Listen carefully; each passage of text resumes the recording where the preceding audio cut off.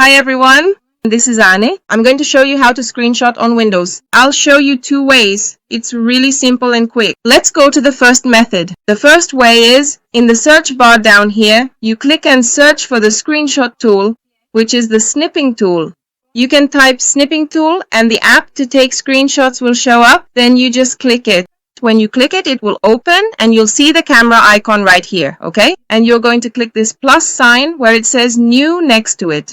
Go ahead and click it. When you click, you'll notice the screen gets darker and this menu pops up. Now you're ready to take your screenshot. So what are you going to do? With the left mouse button, you're going to press, drag, and select the area where you want to take your screenshot. Did you choose it? Is it ready here? Release the mouse and that's it. The screenshot will be shown here. Then you can click here to copy it or you can share it. If I want to save it to the desktop, I'll click Save it here and enter the title of the video.